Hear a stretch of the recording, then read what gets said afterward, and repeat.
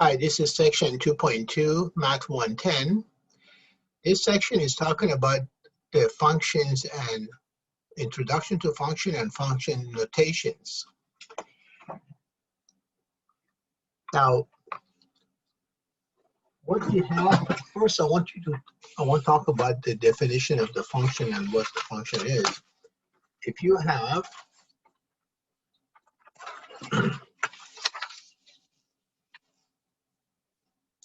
when you have equations like y equal x plus 1, in this equation, which is equation of straight line, you could value x and y by assigning a value to x and find the value of y. So any number you assign to x, when you substitute, it gives you the value of y. So the number can be positive, can be 0, or can be a negative number. In any case, you always have a value for y. So every number that I assign to x, I come up with one number for y. And they all are different. So this is one-to-one. One-to-one functions.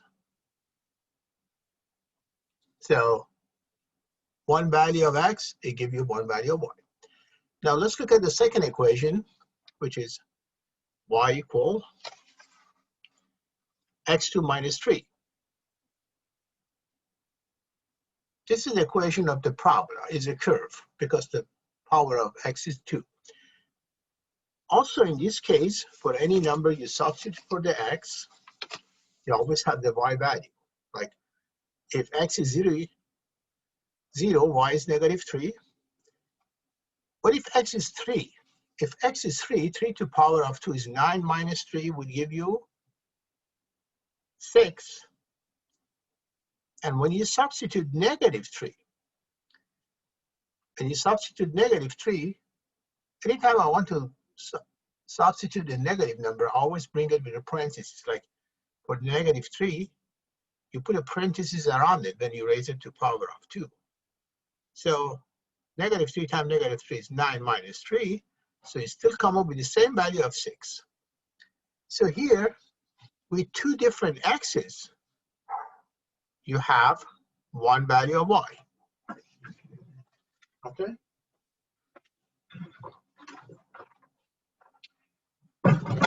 So this is one-to-one function as well. So for one-to-one functions, you either have, for each x you have one y, or for two x's you have the same y. Still would be a one-to-one functions. What is not one-to-one function is equations like this.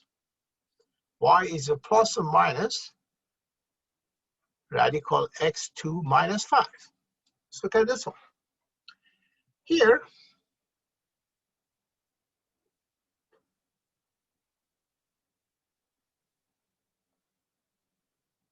let's say the value of x is 3. When you substitute 3 here, what do you have? You have plus or minus 3 to the power of 2 minus 5, or 9 minus 5 is 4, or plus or minus 2. So for one value of x, you have two different values of y. This is not the functions. So not the function means that for one value of x, you have two values of y. Now let's say we give you some pairs of equations. For instance, we want to know whether these pairs are coming from a function or not. These coordinates of three numbers are given. And the question is, all these three pairs are coming from a function or not? Yes, because here for x, y is 3, for 2, 5, for negative 1, 7. It is a function.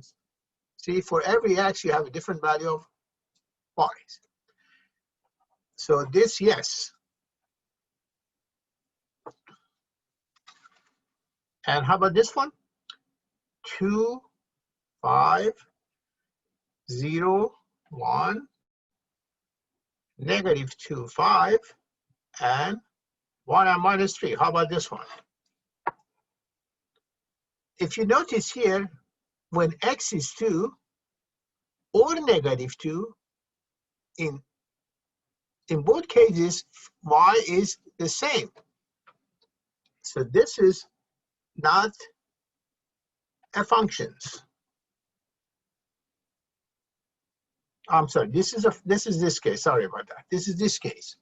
So for two different x's, you have one y value, right? So this is also a functions.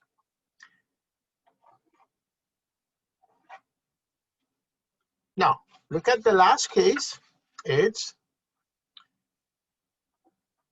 3, 2, 1, 7, 5, 3, 3 and -2.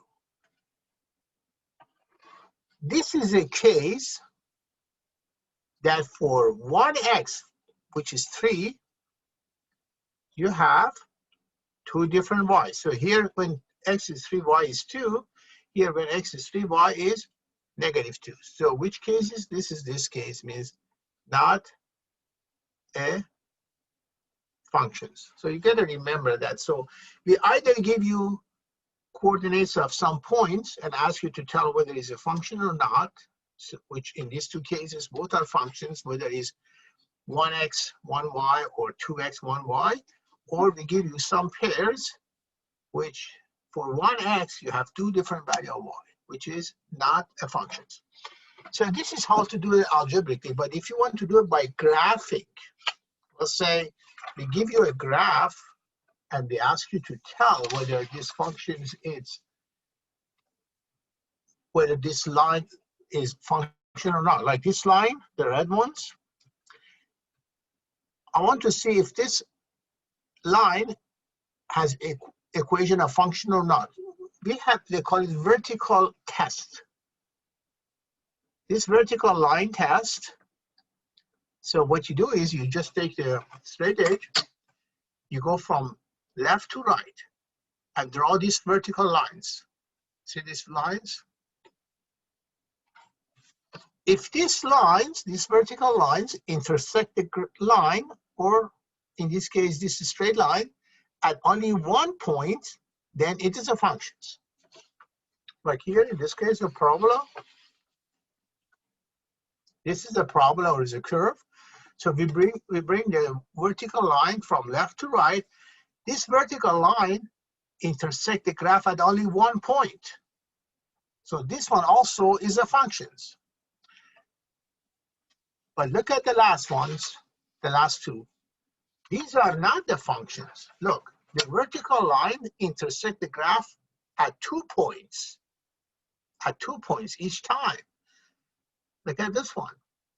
The vertical line test intersect the graph at more than 1 point. In that case, it's not a function. So that's how you could tell graphically whether a function, a curve or a straight line or equation is a functions or not.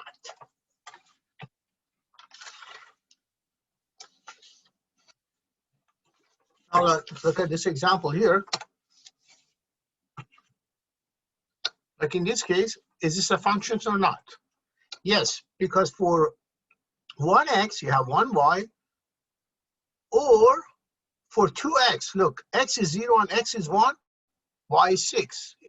So for x1 and x2, you have one value of y. So it is a functions. So the answer is yes. This one, I see that I have x11 and two different y for x. See? And this is not a function. Remember, if for 1x you come up with two different values of y, then it's not a function. See, 11, y is 4, 11, y is 20. So this is not a function. And this one,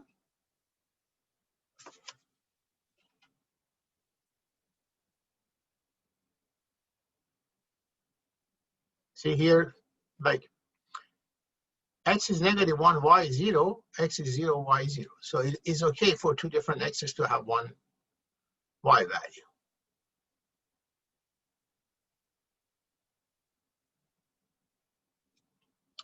Now,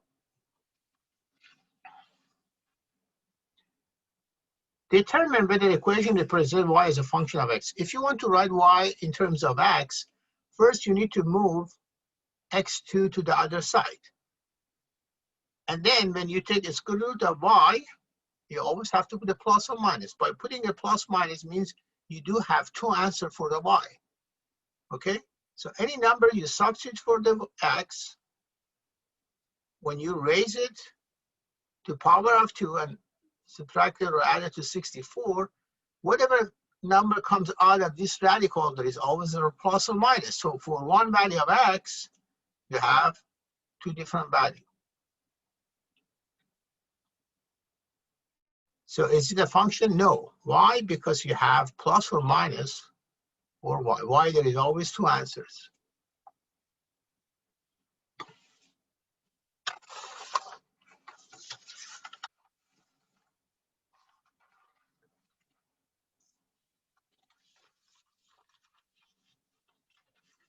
Get this one here.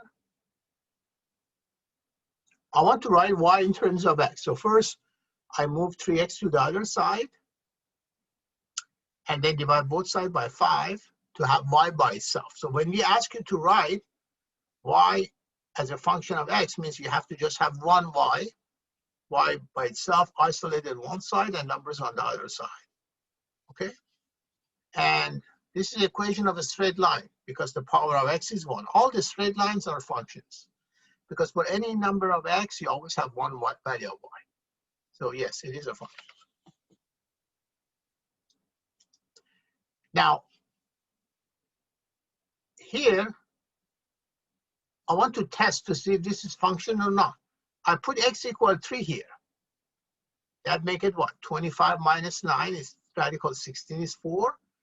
Or I substitute -3. Even if you put -3, you also come up with a value of y equal 4. So you notice for two different x's, you have one value of y. It is a function, right? If for two x's, you have the same y, it still is a function. We try the absolute value. I put 1. I come up with 8. I put -1, come up with 10.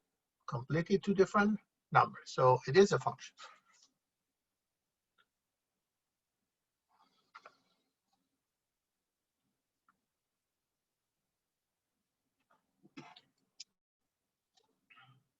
Now, look at this example. Y equal x plus 1. When y is x plus 1, for any number that you assign to x, you always have a y value, right? Y and f of x are the same thing. The only thing is when you check f of x means you have a function which is variable of x. Like when I put f of b or f of a, then the function that you have has to have a variable of a. So all it does is just tell you what variable you're using. But f of x and y are the same thing. So when we say x equal 2, y is 3, x equal 2 means f of 2. What is f of 2? F of 2 means take the 2 and substitute for the x. So it's 2 plus 1 is 3. What is f of 5? F of 5 again means take the 5, substitute for the x, and find the y value. So f of 5 is y. Y, in fact, is f of 5.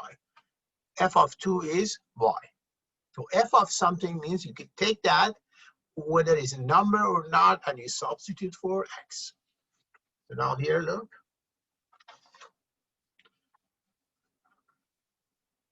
What is f of 1? That means take the 1 and substitute for x.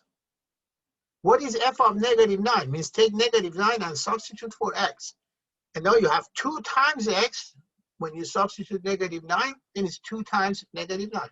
What is f of x minus 1? It doesn't matter what you replace him with x. It could be a number, or it could be another variable. Whatever you have, if you want to have f of something, means take that and substitute for the x. So remember we had 2 times x, now you have 2 times x minus 1. So you end up having 2x minus 7.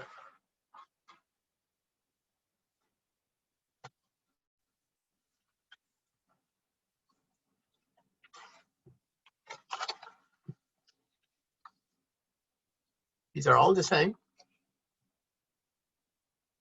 G of t. Again, why we say g of t? Because the variable is t. That's all. What is g of 2? Take 2 and substitute. What is g of t minus 2? Take t minus 2 and substitute for the t. See? You have t to power of 2, now it's t minus 2 to power of 2. When you simplify, you get that. G of t minus g of 2. G of t, you already find it. It's here. The original one is g of t, right? Minus g of 2, you have the g of 2 is 9. So when you subtract these two, this is what you have. See, you have g of t minus g of 2, which is negative 9.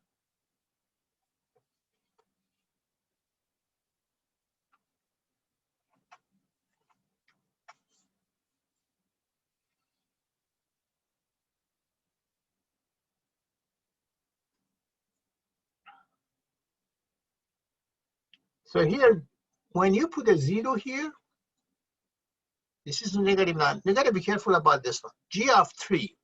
When you substitute 3 here for the x, and you raise it to power of 2, you see the denominator is 0. When denominator is 0, what is 1 divided by 0? If you use your calculator would give you error. Any number divided by 0 is always undefined. It's like I give you an apple and ask you to divide it by 0. Can you divide an apple by 0? No, it's meaningless. So any number divided by 0 is undefined. What about 0 divided by the number? You could use the calculator, is 0. Here they ask us to take y plus 3, right? Take the y plus 3 and substitute for this x here. We still have to raise it to power of 2, see? And y plus 3 to power of 2 is what? Is y plus 3, y plus 3. It always has a middle term. Do not write this as y2 plus 9. There is always a middle term because you're taking y plus 3 and multiply by y plus 3. 9 and 9 cancel, so that's what you get.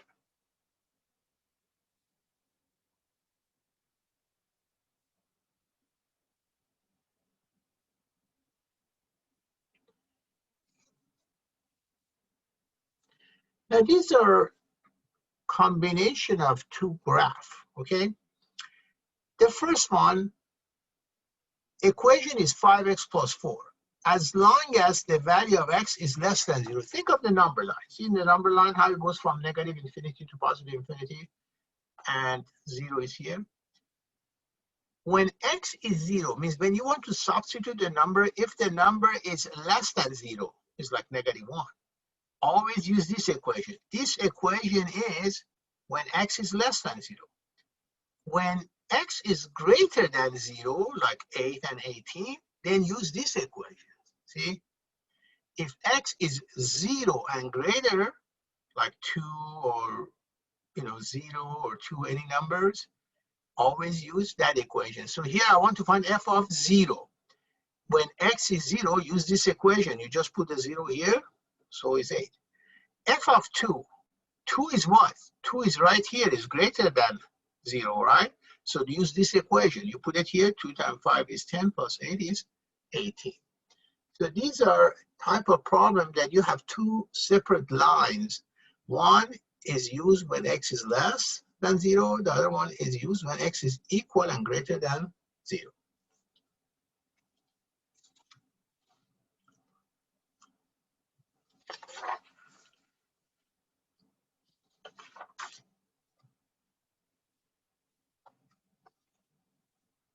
In this one, they just want you to take all these numbers and substitute to make sure you understand how to find a y value. You just remember when you substitute a negative number, anytime you substitute a negative number for the x, it always has to have a parenthesis around it.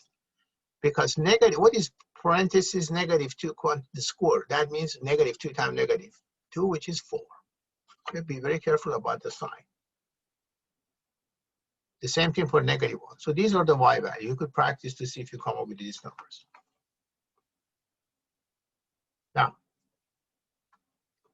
Very similar to the other one. They are saying that when x is less than 0, equal or less than 0, use this equation. When x goes beyond 0, when x is greater than 0, then use that equation. Okay? You start. -3. Where is -3? -3 is somewhere here, right? So we are using this equation. -1. -1 is here. It's less than 0. See? We are using that equation. 0. 0 also is this equation because it said x is 0 and less, use this equation. So you put 0 here. See, when you put 0 here, it's just 9. X is 1. When it's 1 means now you use this, the bottom equation, this one, for 1 and 3. So when x is 1 or x is 3, just use this equation and substitute into that.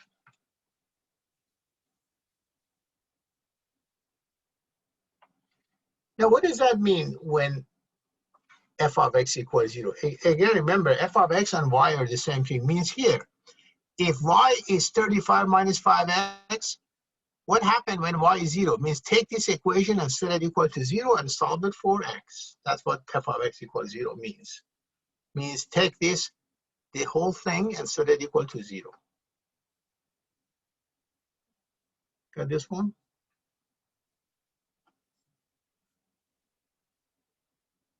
You have to take x2 minus 49 and set it equal. There are two ways to do this. One is we have a formula that in factoring the difference of two perfect square is a minus b times a plus b.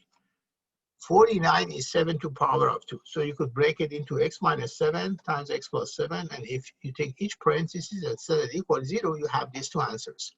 Or you could just go ahead and take a square root of 49. Anytime you want to take a square root of the number, make sure you always put a plus or minus because there are two possibilities. See, if I put 7 here, 7 to the power of 2 is 49, and also minus 7 to the power of 2 is 49 because there is a parenthesis around. So there are two answers. They are saying just take these two equations and set it equal to each other, okay? x2 is x plus 20. Now, to solve it, you need to bring all the terms to one side and equal to 0. If you want to solve the equation, make sure all the terms are on one side. There are two ways to do it. One is using the quadratic formula or method of factoring. Find two numbers that when you multiply is -20, and when you subtract is -1. See, -1 here. Then take each parenthesis equal to 0. X is 5 and x is -4.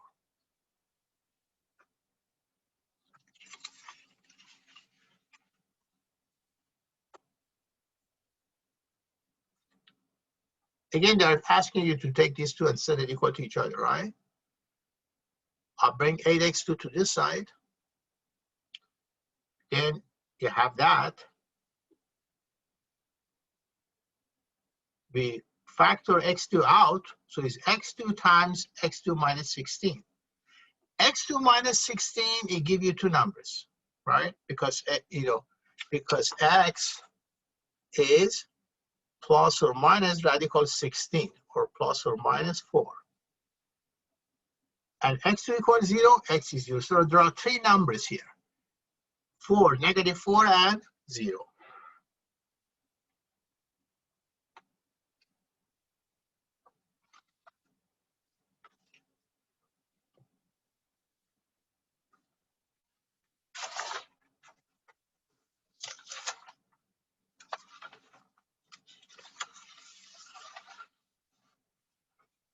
Now, next subject, we talk about the domain and the range. Domain is the x value and range is y value. Think of this equation, yx plus 3. Can you put any number for x? X is domain. And always find the y value for that x. Y is the range. Yes. Let's say x is 0. What's the value of y? 3. Can you put a positive number? Right. X is 1, y is 4. Negative number? -2, 1. So it doesn't matter whether x is 0, positive, or negative. You always have a value for it. So in this case, we say domain is all real numbers. There is no exceptions. All the equations that do not have any denominator, domain is all real numbers. Okay.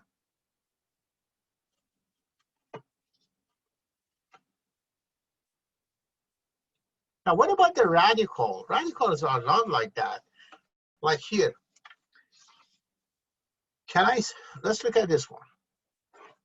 Radical x minus 5. Can I put any number for x and always have a value for y? No. Make sure the number that you substitute for x has to be greater than 5.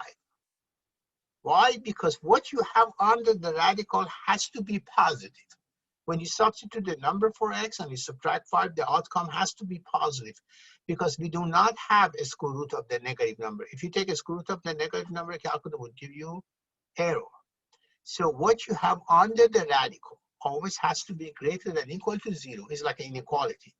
X always has to be a number between 5 and infinity. Any number less is no good. So if I ask you to find the domain, you say domain is all numbers greater than 5.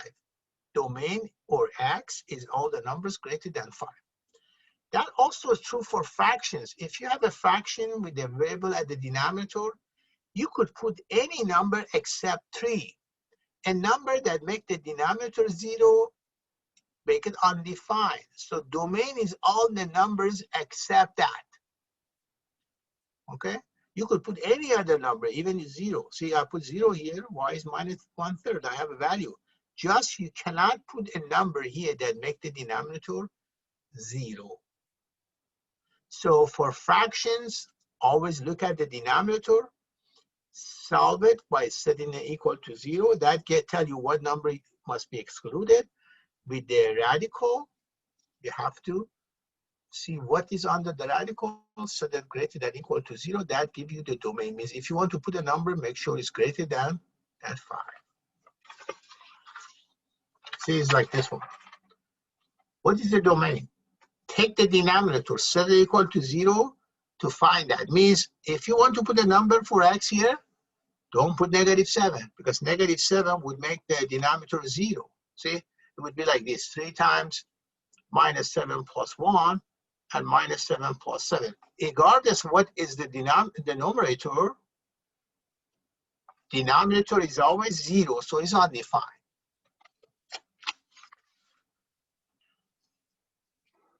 So in that case, how do I find the domain here?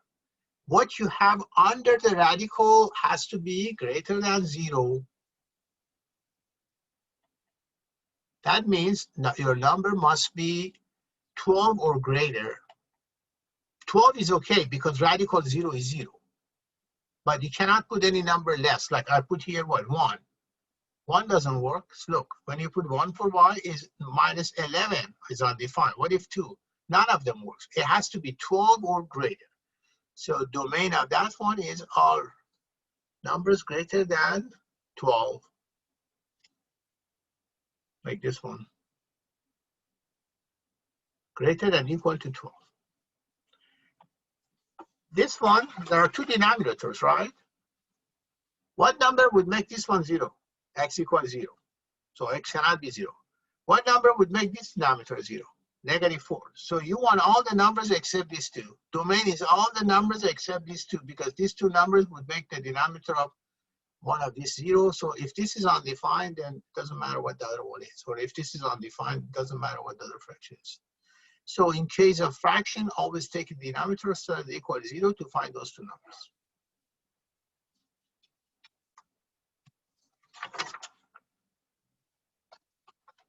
This one has combination of the radical and fractions. In case of radical, you know that what you have under the radical has to be equal and greater than 0. S always has to be greater than 4. And S cannot be 9 because that would make the denominator 0. See conditions, S is not supposed to be 9, neither 9 nor less than 4. It always has to be greater than 4. Okay, so that would be end of section 2.2, Math 1 tab.